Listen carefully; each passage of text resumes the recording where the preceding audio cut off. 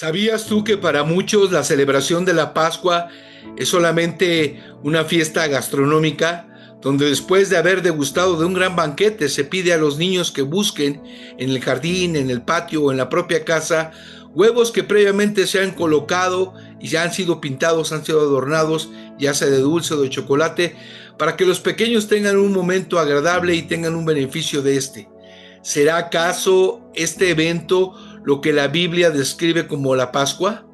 ¿O tendrá una connotación más profunda de acuerdo a las Sagradas Escrituras? Te pido que me acompañes para descubrir qué es lo que dice la palabra de Dios al respecto. Pero antes vamos a clamar al Señor. Mi Dios y Padre Celestial, una vez más invocamos tu santo nombre y pedimos, mi Dios, tu dirección. Sabemos que tú eres el dueño de toda sabiduría, de ti es la fuente del saber y en ti está todos los misterios aún escondidos y aún las cosas que no podemos entender. Tú nos creaste y, Señor, tú nos diste capacidad para entender, pero a través de lo que dice tu palabra. Dirígenos en esta tarde, te lo pedimos en el amor de Cristo Jesús. Amén.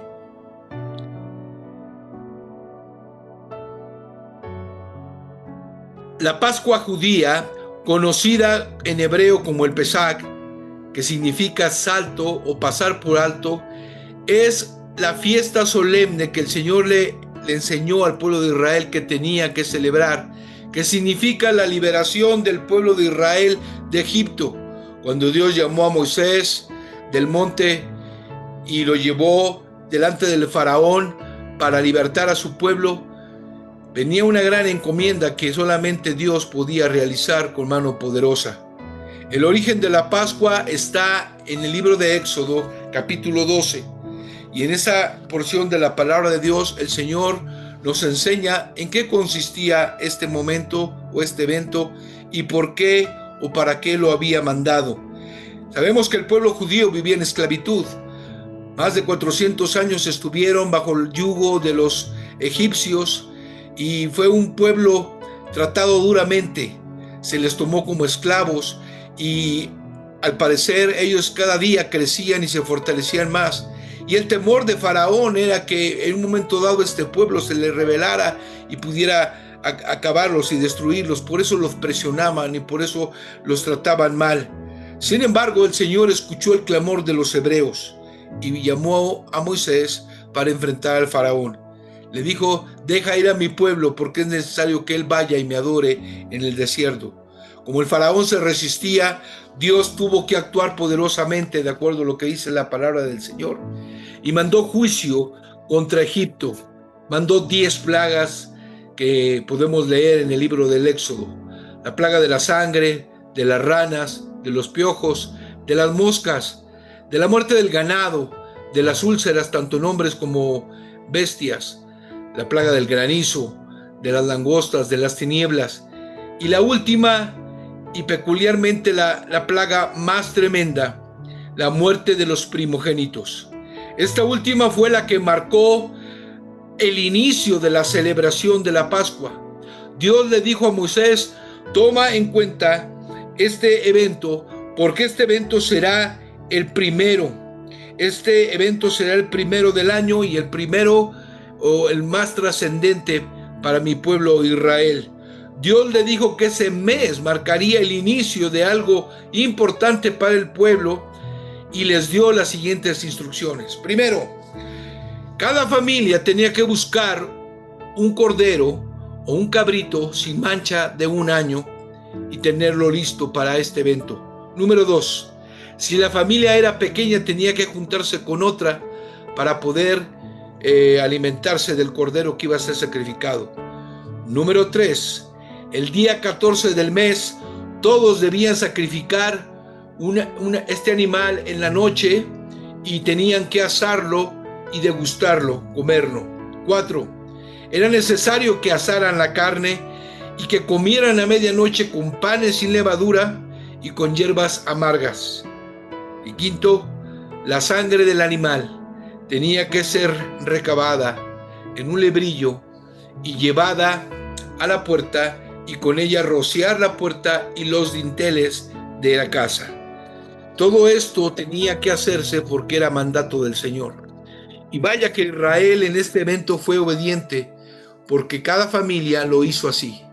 Cada familia a la medianoche le quitó la vida al cordero y asó esa carne, comieron de ella con las hierbas, con los panes sin levadura, y la sangre que había sido derramada de ese cordero fue llevada a los postes y a los dinteles de la puerta. Los judíos hicieron como Dios había ordenado. Por eso el Señor en Éxodo capítulo 12, versículos 11 al 14 dijo lo siguiente: y lo comeréis así, ceñidos vuestros lomos, vuestro calzado en vuestros pies y vuestro bordón en vuestra mano, y lo comeréis apresuradamente. Es la Pascua de Jehová. Pues yo pasaré aquella noche por la tierra de Egipto y heriré a todo primogénito en la tierra de Egipto, así de los hombres como de las bestias, y ejecutaré mis juicios en todos los dioses de Egipto, yo Jehová. Y la sangre os será por señal en las casas donde vosotros estéis, y veré la sangre y pasaré de vosotros, y no habrá en vosotros plaga de mortandad cuando hiera la tierra de Egipto. Y este día os será en memoria, y lo celebraréis como fiesta solemne para Jehová durante vuestras generaciones, por estatuto perpetuo lo celebraréis.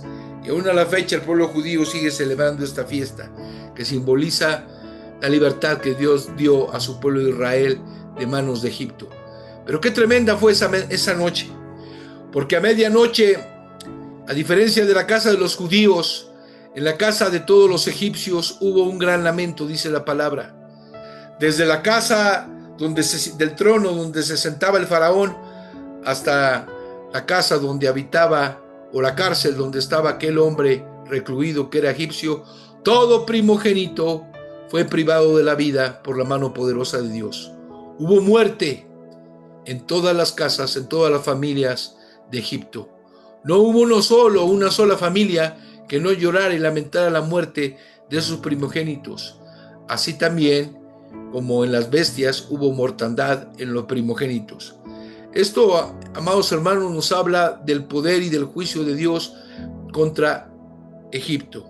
Ahora hay algo muy interesante que quisiera que nos cuestionáramos. ¿Por qué Dios instruyó a los hebreos para colocar en la puerta y en los dinteles, en los postes, la sangre de ese cordero? ¿Qué significaba esto? Debemos recordar o atender que el marco para los egipcios tenía un gran significado. Era común en las casas de los egipcios ver inscripciones o alusiones escritas a los dioses egipcios. Cada familia egipcia en sus templos, en sus casas, tenían figuras, tenían letras que hablaban y tenían incluso los nombres de sus dioses paganos. El hecho de que los israelitas obedecieran a la voz del Señor y aplicaran la sangre del cordero a la puerta de los dinteles, estaban proclamando la victoria de Dios, la victoria de Jehová sobre esos dioses paganos, porque esa sangre de ese cordero inocente simbolizaba victoria para el pueblo de Dios, pero también significaba que en la casa que no hubiese este distintivo, los primogénitos morirían. Simbolizaba el juicio de Dios sobre Egipto y sobre sus dioses. No olvidemos que las plagas que Dios había mandado a este pueblo pagano de Egipto era precisamente para derrocar o para destruir sus deidades y levantar juicio no tan solamente sobre sus figuras, sino también sobre las personas egipcias. La aplicación del cordero habla de la fe, de la confianza, de creerle a Dios y confiar que por esa sangre derramada de ese cordero, ellos iban a ser exentos del juicio de Dios o la muerte. Ahora es importante recalcar la figura pascual, la figura del cordero que era sacrificado. Este es un simbolismo para nosotros como hijos de Dios, porque los evangelios nos hablan y el mismo Juan Bautista declaró que Jesucristo es el Cordero de Dios que quita el pecado del mundo. Esto es una ilustración, una figura que muestra lo que Jesús iba a hacer después al venir a la tierra, porque Jesús iba a morir como cordero despedazado en un madero, derramando su sangre. Y esa sangre tiene el efecto similar al que se colocaba en las puertas, en las maderas de las casas de los judíos. Ahora esa sangre produce libertad y salvación, vida eterna para aquel que viene a Cristo Jesús en arrepentimiento y fe. Porque Jesús es el Cordero de Dios, el que ha dado libertad, el que hizo la obra completa de redención al dar su vida por los pecadores. Cristo Jesús murió por nosotros los pecadores, y gracias a Cristo podemos vivir hoy, previamente habiendo depositado nuestra fe, habiendo creído en Cristo, podemos tener salvación y vida eterna, liberación del pecado, igual que los judíos de los egipcios. Quiero leer para ustedes, mis hermanos, lo que dice Romanos 6, porque distingue o resalta lo que simboliza para nosotros esa liberación a través de Cristo Jesús con su sangre derramada. Dice Romanos capítulo 6, versículos 9 al 11.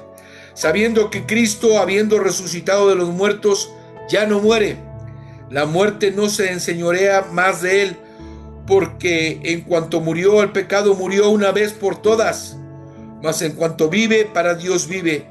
Así también vosotros consideraos muertos al pecado, pero vivos para Dios en Cristo Jesús, Señor nuestro.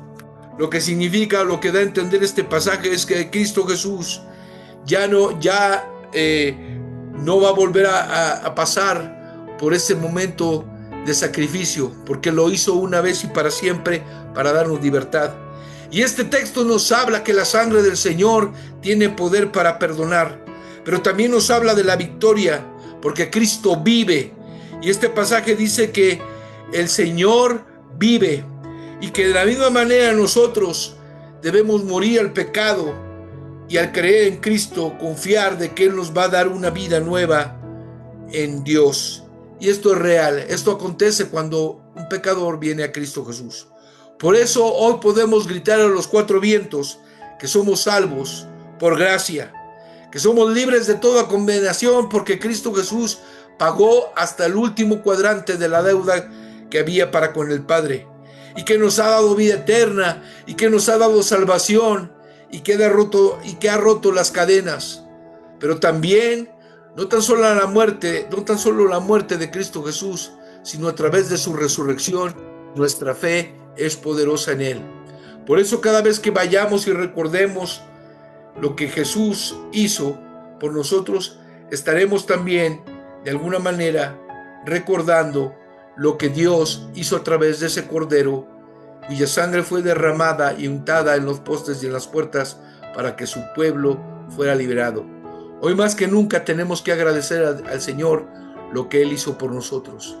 Tú y yo, mi hermano, tenemos que agradecer a Cristo Jesús, porque Él derramó su sangre, cuando nuestra sangre debió haber sido expuesta y debió haber sido hecha para justicia. Sin embargo, el Señor tomó nuestro lugar y Él fue el que pagó. Ahora nuestra sangre no tenía, aunque hubiese sido derramada, no tendría ningún poder, ninguna resultado, pero la sangre de Cristo sí, porque dice la Escritura que la sangre de Cristo nos limpia de todo pecado.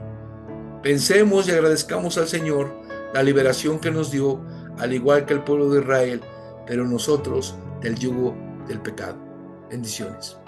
Amado Dios, te damos gracias en esta noche, porque al recordar lo que hiciste con tu pueblo Israel, aquella oportunidad, en aquel primer día de ese mes glorioso, donde tu mano se levantó con justicia y liberó a tu pueblo Israel de Egipto, también nosotros nos podemos acordar de lo que hiciste aquel día, que nos salvaste, que nos perdonaste.